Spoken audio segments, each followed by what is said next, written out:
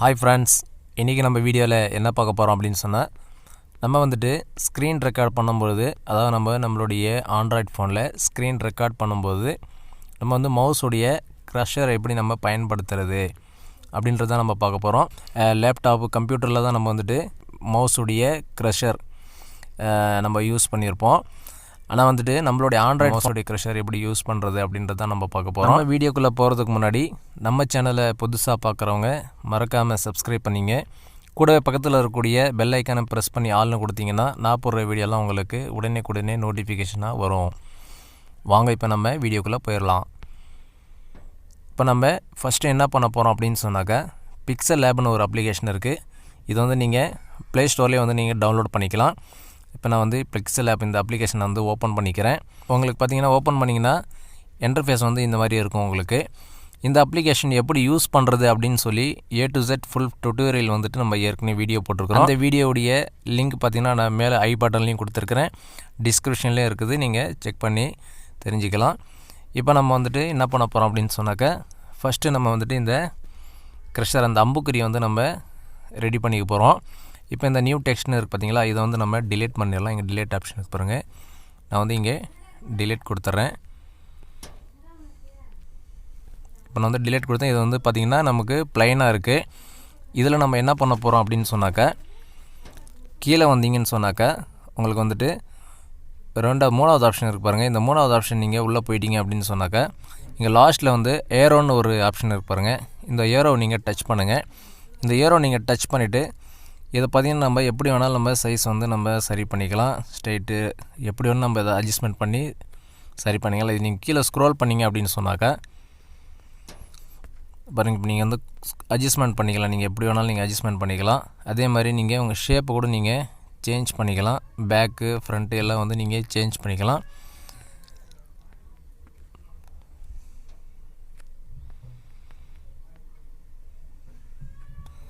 அதே மாதிரி அப்போசிட்டி கூட நீங்கள், அதாவது மங்கலாக கூட நீங்கள் ஆக்கிக்கலாம். அதே மாதிரி நீங்கள் கலர் கூட நீங்கள் கீழே வந்துட்டு பார்த்தீங்கன்னா சேஞ்ச் பண்ணிக்கலாம். நீங்கள் இந்த பாருங்கள், இப்போ நான் வந்து பிளாக் கலர் வைக்கிறேன். பிளாக் கலர் வச்சு நான் கலர் சேஞ்ச் பண்ணிக்கிறேன். அதே மாதிரி பார்த்திங்கன்னா அவுட்லைனும் நம்ம வந்துட்டு அதில் கொடுத்துக்கலாம். அவுட்லைன் கலர் கூட நம்ம சேஞ்ச் பண்ணிக்கலாம். நான் ரெட் கலர் சேஞ்ச் பண்ணியிருக்கிறேன். இப்போ இதில் பார்த்தீங்கன்னு சொன்னாக்கா ஷேப்லாம் நம்ம வந்து நமக்கு தகுந்த மாதிரி நம்ம ஷேப் இது பண்ணிக்குவோம். இப்போ பார்த்திங்கன்னா இந்த ஷேப் நான் வச்சுருக்கிறேன். இப்போ நம்ம ரொம்ப பெருசாக்கிடக்கூடாது. நம்ம இந்த நார்மல் சைஸுக்கு இந்த மாதிரி நம்ம ரெடி பண்ணிக்கிறோம். ரெடி பண்ணிட்டு நம்ம இங்கே ஓகே கொடுத்துடலாம். ஓகே கொடுத்துட்டு பார்த்திங்கன்னா நமக்கு இந்த மாதிரி இருக்கும். இது பார்த்திங்கன்னா நம்ம சைஸ் கூட நம்ம எப்படி வேணாலும் சின்னது பெருசு இந்த மாதிரி ஆக்கிடலாம். வந்துட்டு PNG ஃபைலில் இந்த இமேஜை வந்து நம்ம சேவ் பண்ண போகிறோம். அதுக்கு நம்ம என்ன பண்ணணும் அப்படின்னு கீழே பார்த்திங்கன்னா 4வது ஆப்ஷன் இருக்குது பாருங்கள். இந்த 4வது ஆப்ஷன் நீங்கள் டச் பண்ணிங்க அப்படின்னு சொன்னாக்கா இங்கே டிரான்ஸ்பரண்ட்டுன்னு இருக்குது பாருங்கள். இந்த டிரான்ஸ்பரண்ட் கொடுங்க. இந்த மாதிரி டிரான்ஸ்பரண்ட் ஆன பிறகு நம்ம என்ன பண்ணோம் அப்படின்னு சொன்னாக்கா நம்ம சேவ் கொடுத்துடலாம். இங்கே மேலே சேவ்னு இருக்கு பாருங்கள், இந்த சேவ் கொடுத்துருவோம். இங்கே சேவ் இமேஜ்னு இருக்கு பாருங்கள். இந்த மாதிரி சேவ் இமேஜ் நம்ம கொடுத்துட்டோம் அப்படின்னு சொன்னாக்கா இங்கே கேலரியில் நம்மளுக்கு சேவ் ஆகிடும். இப்போ நம்ம வந்து பேக் வந்துடுவோம். பேக் வந்துட்டு இப்போ நம்ம என்ன பண்ணணும் அப்படின்னு சொன்னாக்கா ப்ளே ஸ்டோர் போயிடலாம்.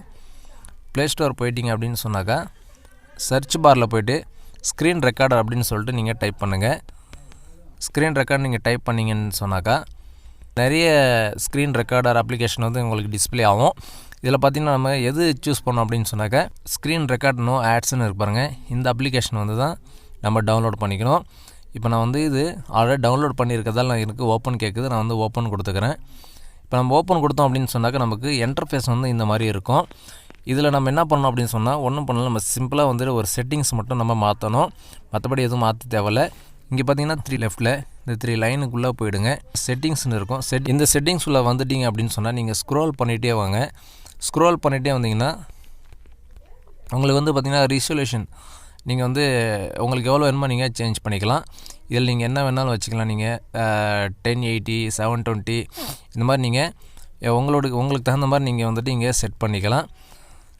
நான் வந்துட்டு 1080 வச்சுருக்கிறேன். 1080 வச்சுருக்கிறேன். நான் வந்து பேக் வந்துடுறேன். அதே மாதிரி பார்த்திங்கன்னா பிட்ரேட் வந்து கூட நீங்கள் சேஞ்ச் பண்ணிக்கலாம். அதில் நார்மலாக பார்த்திங்கன்னா 8 இருக்கும். நம்ம வந்து 10 வச்சுக்கலாம், 12 16 இந்த மாதிரி உங்களுக்கு எப்படி வேணுமோ அதுக்கு தகுந்த மாதிரி நீங்கள் வச்சுக்கலாம். நீங்கள் எவ்வளோ அதிகமாக வைக்கிறீங்களோ அதுக்கு தகுந்த மாதிரி வீடியோவுடைய MP வந்து கூடும். மேக்ஸிமம் பார்த்தீங்கன்னா 8லேருந்து 10 வந்து பெட்டர். 10 வந்து நார்மலாக குவாலிட்டியாக இருக்கும் வீடியோ, ஒன்றும் பிரச்சனை இல்லை. அதனால் நம்ம 10 வச்சுருக்கிறேன். இப்போ அடுத்தது பார்த்தீங்க அப்படின்னு சொன்னால் நீங்கள் ஸ்க்ரோல் பண்ணிகிட்டே வந்தீங்கன்னா இங்கே பார்த்தீங்கன்னா லோகோ இமேஜ்னு இருப்பாருங்க. இதுதான் வந்து ரொம்ப முக்கியமான ஒரு ஆப்ஷன். இந்த லோகோ இமேஜ் உள்ளார நம்ம போயிட்டோம் அப்படின்னு சொன்னாக்கா இங்கே பார்த்தீங்கன்னா உங்களுக்கு பென்சில் ஐக்கான் மாதிரி ஒரு சிம்பிள் இருக்கும்.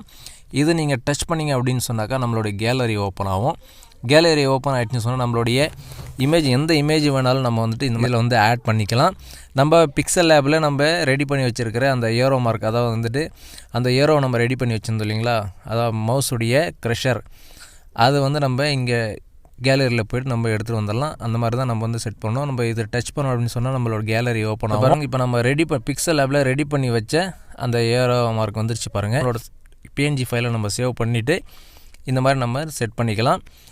அதே மாதிரி பார்த்திங்கன்னா கூகுளில் கூட நீங்கள் சர்ச் பண்ணி இந்த ஏரோ மார்க் பிஎன்ஜி ஃபைலை நீங்கள் டவுன்லோட் பண்ணலாம். பண்ணிங்கன்னு சொன்னாக்கா அது வந்து பெரிய சைஸாக இருக்கும்.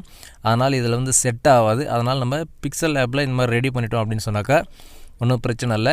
அதே மாதிரி டவுன்லோட் பண்ணுறதில் காப்பிரைட் பிரச்சனை கூட வரலாம். அதனால் இந்த மாதிரி நம்ம பிக்சல் லேபில் ரெடி பண்ணிட்டோம் அப்படின்னு சொன்னால் நமக்கு எந்த பிரச்சனையும் இல்லை, எந்த டென்ஷனும் இல்லை. இந்த மாதிரி நம்ம வந்துட்டு சேவ் பண்ணிட்டோம். ஸ்க்ரீன் ரெக்கார்டிங்கில் வந்துட்டு நம்மளுடைய மவுஸ் க்ரஷர் யூஸ் பண்ணி நம்ம வந்து வீடியோ வந்து மேக் பண்ணலாம். ஓகே ஃப்ரெண்ட்ஸ், இந்த வீடியோ உங்களுக்கு பிடிச்சிருக்குன்னு நினைக்கிறேன். இந்த வீடியோக்கு ஒரு மறக்காமல் லைக் பண்ணிவிடுங்க. நம்ம சேனலில் புதுசாக பார்க்க சப்ஸ்கிரைப் பண்ணிங்க. கூட பக்கத்தில் இருக்கக்கூடிய பெல் ஐக்கனை ப்ரெஸ் பண்ணி ஆல்னு கொடுத்தீங்கன்னா நான் போடுற வீடியோலாம் உங்களுக்கு உடனே நோட்டிஃபிகேஷனாக வரும்.